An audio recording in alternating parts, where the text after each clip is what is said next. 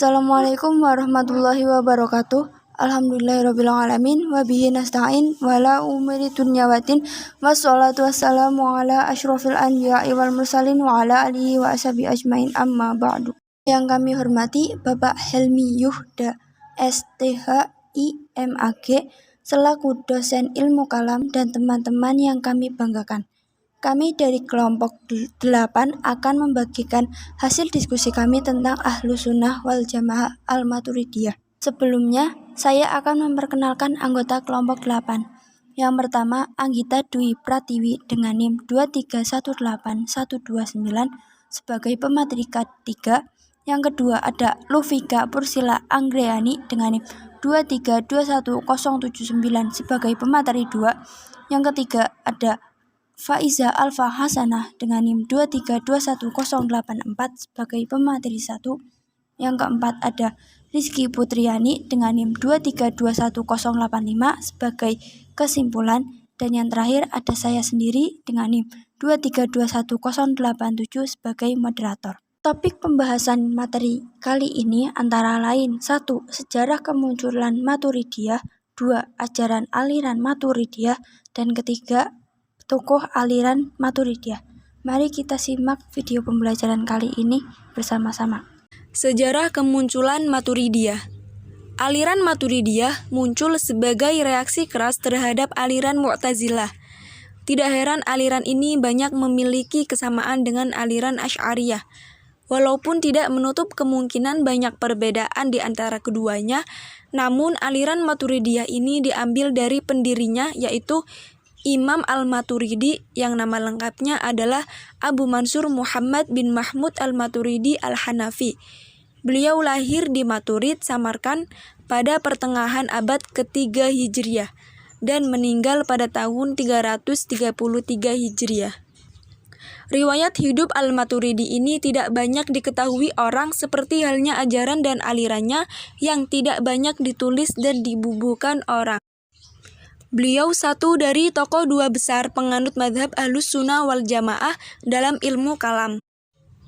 Aliran Maturidiyah diperkirakan muncul ketika popularitas Mu'tazilah mulai menurun. Pada masanya, Al-Maturidi menyaksikan terjadinya perdebatan-perdebatan dalam masalah keagamaan seperti yang terjadi antara madhab fikih Hanafi dan ahli hadis di satu pihak.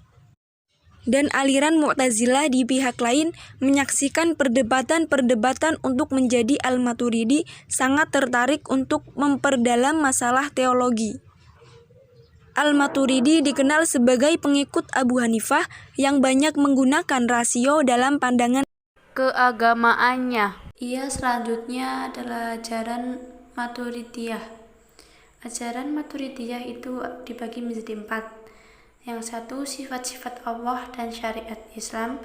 Yang kedua, kebaikan dan keburukan menurut rasio. Dan yang ketiga, perbuatan manusia. Yang terakhir, janji dan ancaman. Sifat-sifat Allah dan syariat Islam. Akal dapat mengetahui kebaikan dan keburukan, tetapi pemikiran manusia tidak dapat mencapai pengetahuan agama. Yang kedua, kebaikan dan keburukan menurut rasio.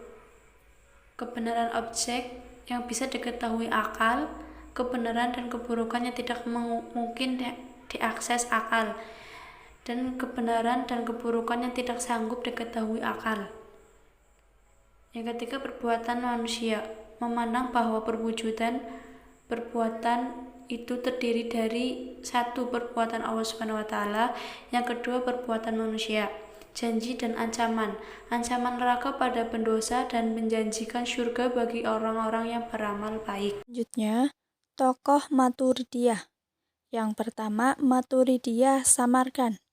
Memiliki nama asli Muhammad ibnu Muhammad Abu Mansur al-Maturidi. Berasal dari Samarkand. Sehingga namanya diambil dari kata Samarkand dan biasa dipanggil Abu Mansur Muhammad ibnu Mahmud al-Maturidi as-Samarkand. Lahir di Maturid, Uzbekistan pada abad ke-9 Masehi. Kelahiran beliau tidak diketahui dengan pasti. Namun Muhammad Abu Zahroh menuliskan perkiraan pada abad ke-3 Hijriah.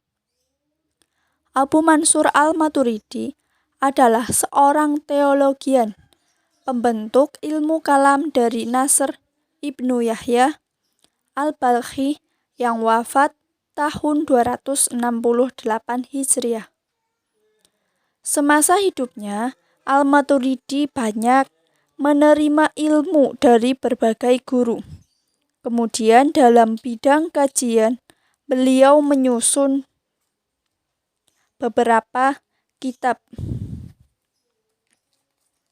Kemudian yang kedua, ada tokoh Al-Maturidiyah Bukhara.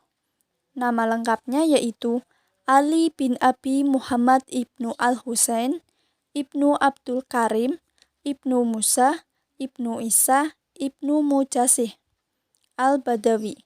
Beliau lahir di Hudud pada tahun 421 Hijriah, seorang tokoh besar yang sangat berpengaruh di zamannya. Kakek Al-Badawi, yaitu Abdul Karim, hidupnya semasa dengan Al-Maturidi dan menjadi salah satu muridnya, sehingga cucunya juga menjadi pengikut aliran Maturidiyah. Al-Badawi memahami ajaran-ajaran Al-Maturidiyah lewat ayahnya dan lingkungan keluarganya, kemudian dikembangkan pada kegiatan mencari ilmu pada ulama-ulama secara tidak terikat. Nah, hal yang menarik dari tokoh ini adalah pandangan-pandangan teologinya yang dalam beberapa hal lebih dekat dengan Al-Asy'ari daripada Al-Maturidi. Sehingga kemudian dikenal ada dua golongan dalam aliran Maturidiyah. Yang pertama, golongan Samarkan, yaitu pengikut-pengikut Maturidi sendiri, dan golongan Bukhara, yaitu pengikut Al-Badawi. Golongan Samarkan lebih dekat pada Mu'tazilah, dan golongan Bukhara lebih dekat pada pendapat Asy'ariyah. Kesimpulan dari materi ini adalah lahirnya aliran Maturidiyah dilatar belakangi oleh rasa tidak puas Al-Maturidi terhadap metode kalam kaum rasionalis di satu sisi dan kaum tradisionalis di sisi lain, kekhawatiran atas meluasnya paham Syiah Qoramitah yang banyak dipengaruhi oleh aliran Madakim dan Manichaeis. Pemikiran teologi Al-Maturidi dipengaruhi oleh pemikiran Abu Hanifah serta kondisi masyarakatnya yang heterogen. Di samping itu, Samarkand sebagai tempat kediamannya merupakan arena diskusi para ulama dari berbagai aliran madhab fikih dan kalam. Sehingga pemikiran-pemikiran teologi Al-Maturidi kadang-kadang cenderung pada Mu'tazilah. Pemikiran teologi Al-Maturidi tersebar melalui karyanya, dan setelah beliau wafat, ajaran-ajarannya yang kemudian dikenal sebagai aliran Maturidiyah disebarkan melalui murid-murid dan para pengikutnya. Dari masa ke masa, salah seorang pengikutnya yang terkemuka adalah Al-Badawi, yang dalam pandangan kalamnya terdapat perbedaan dengan Al-Maturidi. Sehingga lahirlah istilah golongan Maturidiyah Bukhara, yaitu pengikut Al-Badawi, dan Maturidiyah Samarkand, yaitu pengikut Al-Maturidi sendiri. Aliran Maturidiyah banyak diikuti oleh umat Islam yang bermadhab Hanafi, terutama di wilayah Asia Tenggara. Terima kasih. Wassalamualaikum warahmatullahi wabarakatuh. Sekian penyampaian materi dari kelompok kami. Mohon maaf apabila dalam penyampaian terdapat kesalahan dan kekurangan. Akhirul qauli wallahu muwafiq ila aqwamit thoriq. Wassalamualaikum warahmatullahi wabarakatuh.